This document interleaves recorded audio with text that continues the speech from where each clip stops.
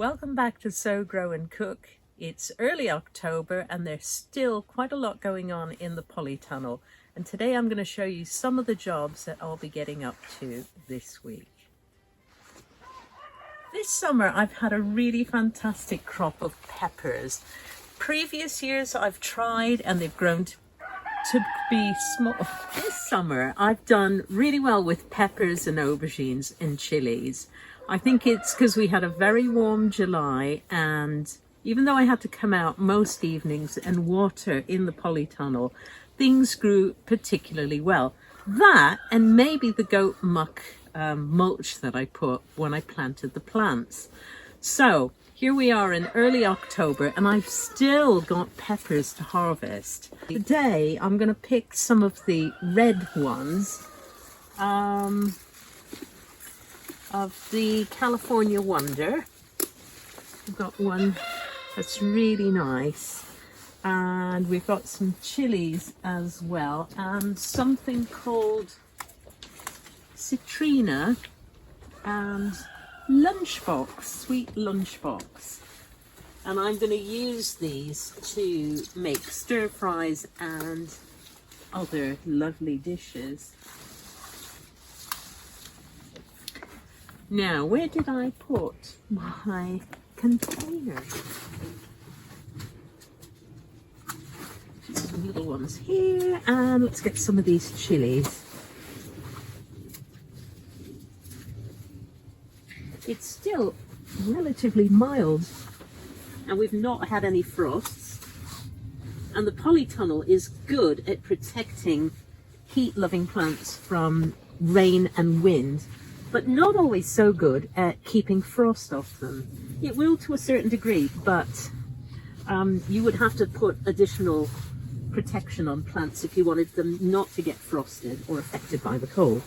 But so far we don't have a frost on the forecast, although that could change.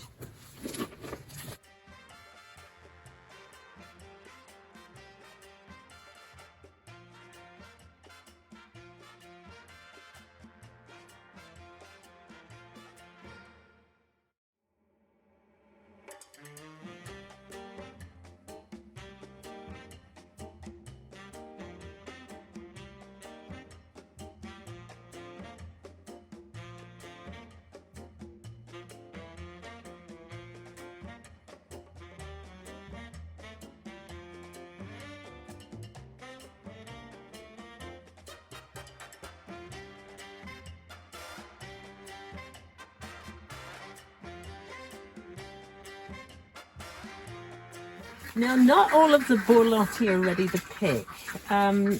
Some of them are quite dry, and those are the ones I'm going to harvest today.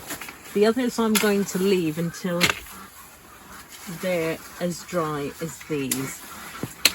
And because I've grown them in the polytunnel, they'll be sheltered from the rain and the wind. So I can leave them, I can afford to leave them on.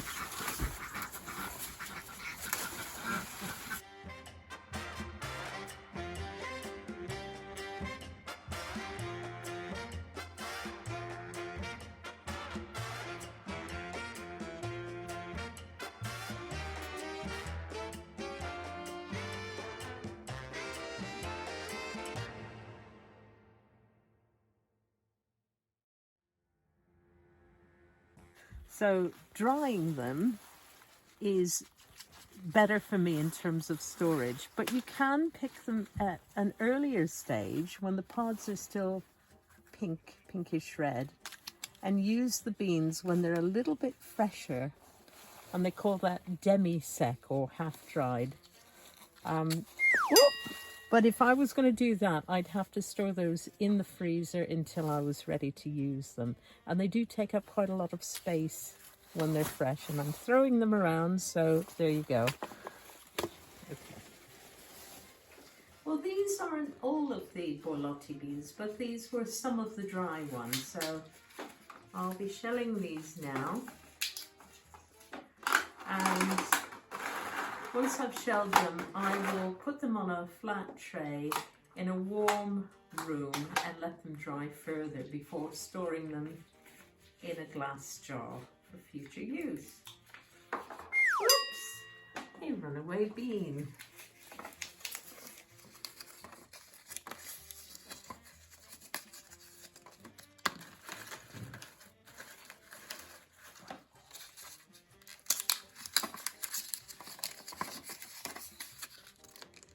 Okay. The Jerusalem artichokes that I've grown primarily for the goats have blown over in the recent wind and rain. But look how the blossoms are pointing up towards the sun. They're really pretty, the blossoms. In fact, I think they're related to sunflowers. We haven't yet had a frost. I think one's due soon. But you can still see lots of flowers blossoming. The cosmos in particular. So pretty. And providing lots of welcome nectar for the bees.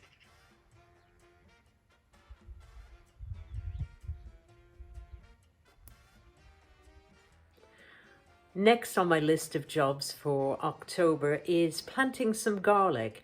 Now I've got a couple of different types of garlic and I've got a couple of different places I want to plant them.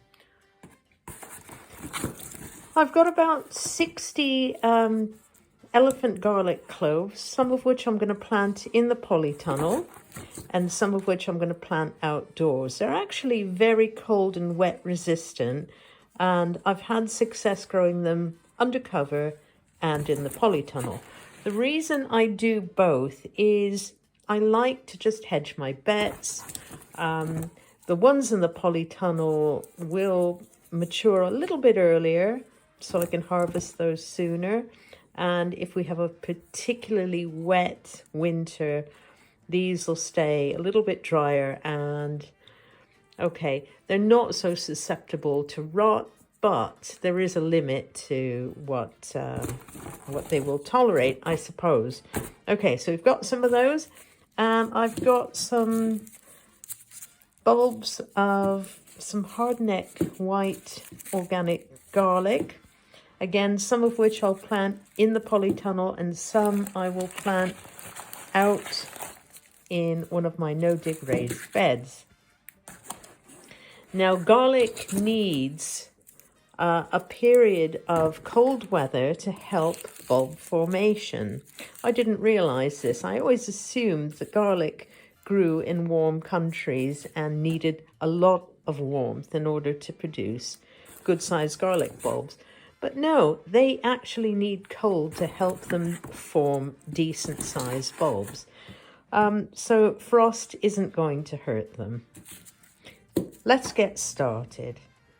Before I get started planting the garlic, I've given this area of the raised bed a really good soaking with water. We've got some water collection barrels outside connected to one of the chicken houses, and I've used about 6 of these to just soak in this approximately 4-foot by 7-foot bed. I had to leave it for a little while because it takes a while to kind of rehydrate really dry soil. Next, I'm going to put some commercial compost just on the surface as a mulch layer and to plant into directly. I haven't dug any of this over. I'm just watering it and I've pulled out a few weeds and I'm going to put the mulch and then I'll plant.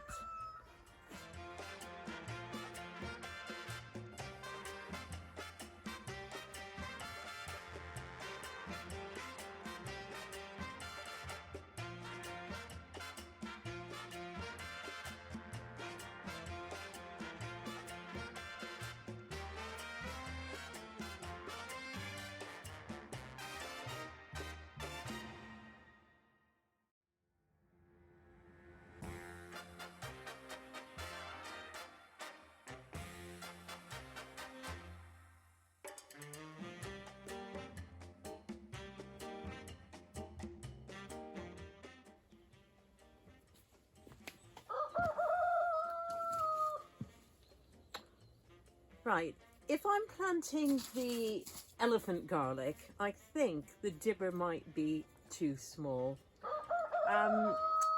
So I've got a trowel to plant the bigger bulbs, and then when I get to the regular garlic, I think I'll probably only need the dibber. Failing that, you can always just use your hand. Your hands are the best tools. Important reminder. Let's have a close look at this elephant garlic clove. It's very big. You've got a flat side and you've got a pointy side. You always want to plant the flat side down. That's the side that the roots will come out from. And this is where the green shoot will come up. So let's see how many we're going to get in this area. I've got my trusty cane just to help me mark out some short rows. And I think I'm going to space them out. I would say about 8 inches apart, or roughly 16 centimeters. So in this short row here, I'm going to aim to get 4, although I could probably squeeze in 5 if I just move them over a little bit. Okay, so let's get started. And I'm going to plant them about 4 inches deep, 3 or 4 inches deep, not too deep. Well, what's too deep? Okay, I'm going to plant them about 3 inches deep. I'm certainly going to cover the bulb and then with another inch or 2 over it.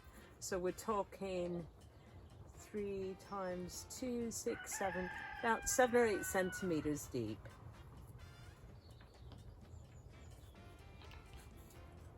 Anyway, that's what I tend to do, and it's been successful. So they always seem to come up. Although you may find that elephant garlic does take longer to send up the first green shoots. You might think that it's not going to do it, but it can take a very long time. I'm talking several weeks. Or you might get them quicker than that.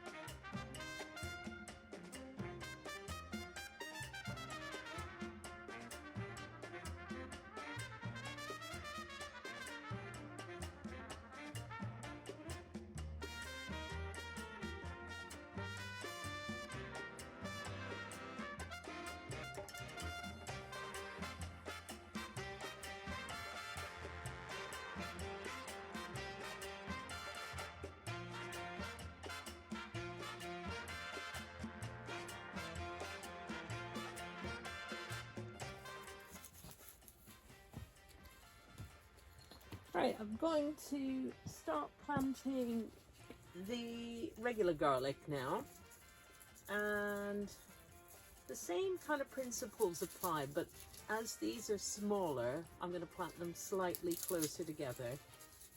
I also have to gently separate each clove from the bulb.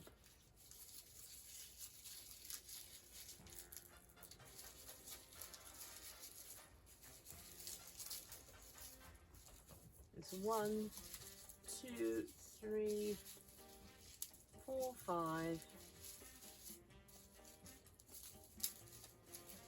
6, 7, 8, 9, 10, 10, 11. There's 12 cloves in this particular bulb. And they're so much tinier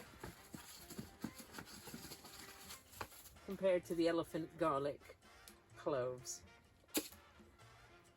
Same rules apply. Flat side is planted down, pointy side up.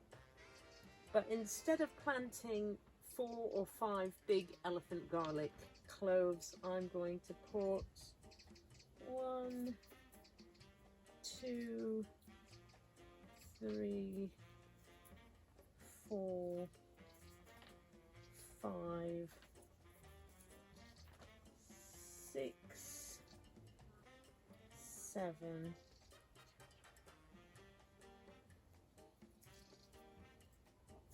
8.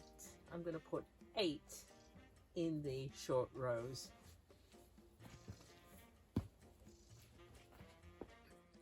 I'm using the dibber this time, and I'm pushing it down, about 2 or 3 inches, about 5 or 6 centimeters. Flat side goes down, cover it gently.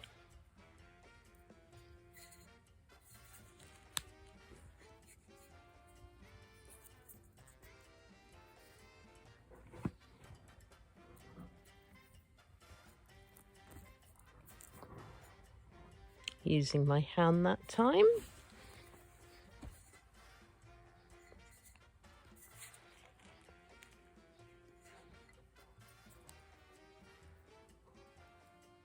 Right, the next row is roughly 16 centimeters or about 7 or 8 inches apart from the previous one. Okay, I've finished planting the garlic inside the polytunnel. I've done, about 72 cloves of the small garlic and 15 cloves of the elephant garlic. Obviously, the spacings I gave for the elephant garlic were very different from the spacings needed for the regular garlic. I could plant much closer together with the regular garlic.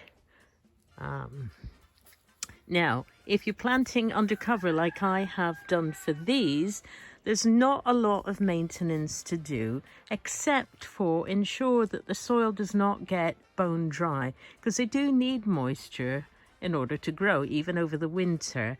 And obviously if they're growing undercover, it's not going to rain on them. So that's the only thing you've got to ensure, is that they don't dry out.